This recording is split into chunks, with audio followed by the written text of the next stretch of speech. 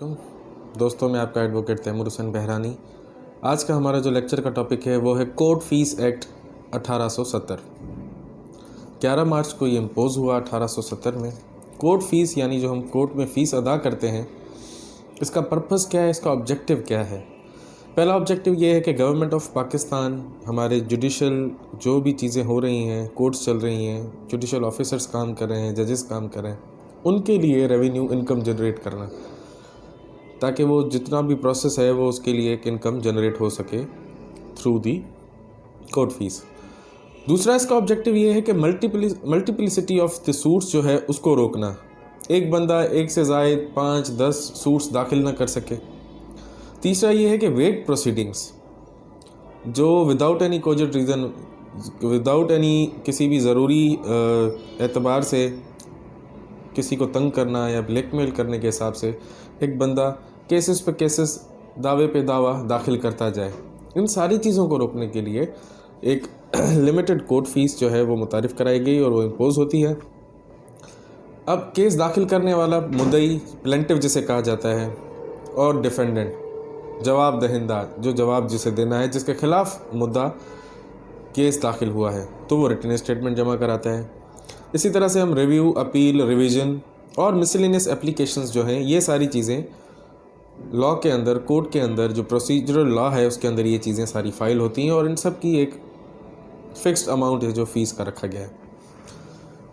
दूसरा ये है कि फ़ीस जो है वो तय्युन उसका होता है रिलीफ जो क्लेम किया जाता है उसके हिसाब से, और रिलीफ जो है कुछ डिटरमिन हो सकते हैं, कुछ डिटरमिन नहीं हो सकते हैं। अब जैसे कि हम कोई मनी सूट है, स्पेसिफिक परफॉर्मेंस का सूट है, या कोई पोजीशन का सूट है, या रिकवरी का सूट है, उसमें तो हम एक प्रॉपर अमाउंट ऑफ मनी जो है वो सम शो करते हैं, जिसके थ्रू उसकी जो कोर्ट फीस है वो डिटरमिन, या अमाउंट ऑफ मनी क्लेम वो है डिटरमिन हो जाती है। अब जैसे सूट फॉर डिक्लेरेशन है या किसी इंजेक्शन में ईजमेंट्स के लिए हम जाते हैं, तो इसमें तो हम डिक्लेयर नहीं कर सकते कि प्रॉपर्टी का अमाउंट या वो जो सूट है, जिस चीज़ का दावा किया जा रहा है उसका अमाउंट क्या, डिक्लेरेशन का दावा।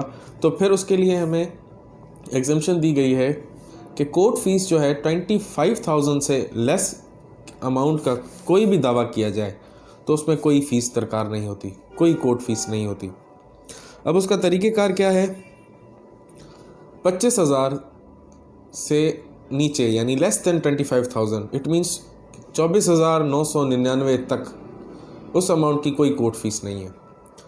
तो फिर जैसे हम हमारे वकील हजरात प्रैक्टिस में जुमला यूज़ करते हैं कि the value of the given suit is about 200 rupees और 5,000 रुपीज़ और 10,000 रुपीज़, तो ये मेंशन करना ज़रूरी होता है ताकि कोर्ट फीस जो है वो इम्पोज सूट पे ना हो।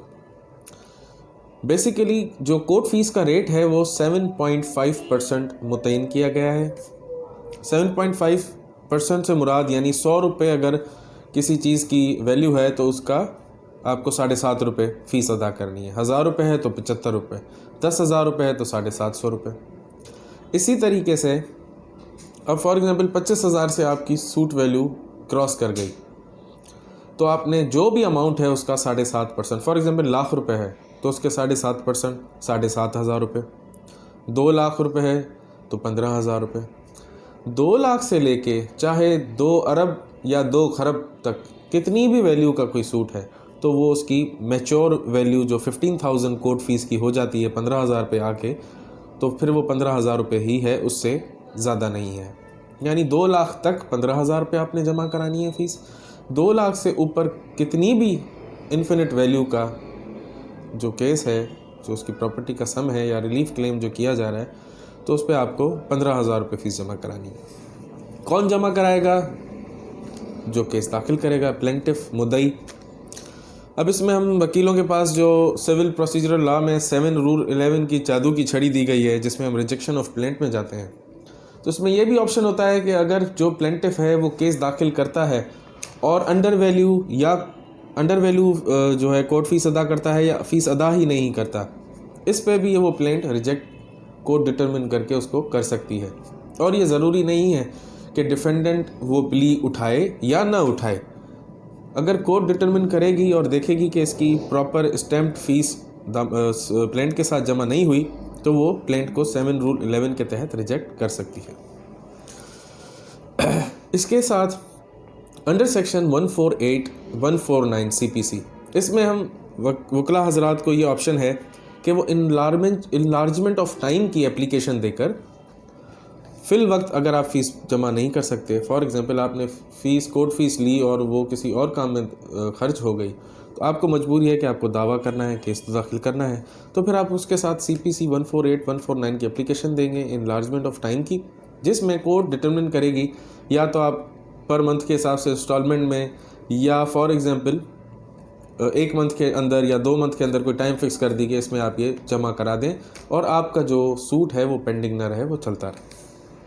एग्जेम्पशंस के अंदर आ जाते हैं कि एग्जेम्पशन एक तो 25,000 आपको मैंने बता दिया, 25,000 से कम का कोई भी प्रॉपर्टी जो सम है वैल्यू का रिलीफ क्लेम का, उससे नीचे है वैल्यू, तो आपकी ज़ीरो कोर्ट फीस है। High court extraordinary jurisdiction, जब article number 4 constitution of Pakistan में जब ये पावर्स एक्सरसाइज करती है, तो उसमें भी वो एग्जेम्पशन है कोर्ट फीस की, चाहे वो फिर सिविल हो, रिवीजन हो, क्रिमिनल हो, नथिंग मैटर। उसके बाद गवर्नमेंट की बिहाफ पे जो सूट्स दाखिल हों, जो केसेस दाखिल हों, चाहे वो प्रोविंशियल गवर्नमेंट हो, चाहे वो फेडरल गवर्नमेंट हो, तब भी एग्जेम्प्टेड है वो उससे। फॉर एग्जांपल आपका सूट डिक्री हुआ, ऑर्डर पास हुआ और वो आपके ख़िलाफ़ या आपके हक़ में आया, सामने वाली पार्टी भी अपील में जाएगी या आप जाएंगे, ए या बी, नो मैटर, जो भी अपील में जाएगा वो कोर्ट फीस अदा करेगा। उसके बाद ये है कि फॉर एग्ज़ाम्पल अपील के स्टेज पे आपका जो ट्रायल है वो रिमांड बैक किया जा सकता है। अगर रिमांड केस किया जाता है तो भी ये होगा कि आप उसी हाई कोर्ट में एप्लीकेशन देंगे ताकि जो फ़ीस है वो आपको रिफ़ंड हो जाए, और वो हो जाएगी। दूसरा ये कि आपने सूट फाइल किया और इनिशियल स्टेज पे आपने विथड्रॉ कर दिया, तो तब भी आपको फ़ीस जो है वो रिफ़ंड हो जाएगी। इसके बाद अक्सर जो प्लेंटिफ है वो अपनी उसके अंदर एप्लीकेशन के अंदर, प्लेंट के अंदर ये ग्राउंड भी लिखता है कि ये जो सूट में दाखिल कर रहा हूँ इसकी जो कॉस्ट है वो अफिक्स की जाए डिफेंडेंट के ऊपर। इससे रिलेटेड कोर्ट की जितनी भी कॉस्ट हुई है वो सारी अप्लाई की जाए उसके ऊपर, डिफेंडेंट के ऊपर। तो अगर वो डिक्री में ये ऑर्डर पास हो जाता है तो भी आपको वो पैसे रिफ़ंड हो सकते हैं। इसके अलावा ये जो कोर्ट फीस एक्ट 1870 है, ये फैमिली सूट्स पे लागू नहीं होता। सिर्फ फैमिली सूट्स में आप देखें, अगर आप डावर अमाउंट का केस दाखिल करते हैं या डावरी आर्टिकल्स के लिए करते हैं या मेंटेनेंस के लिए करते हैं, तो वो हज़ारों और लाखों में होता है। उसके लिए जस्ट ₹15 की कोर्ट फीस मुतय्यन की गई है और वो आपको जमा करानी होती है। तो ये सारा था हमारा कोर्ट फीस एक्ट। तो इंशाल्लाह ताला अगले लेक्चर में मुलाकात होगी। बहुत शुक्रिया।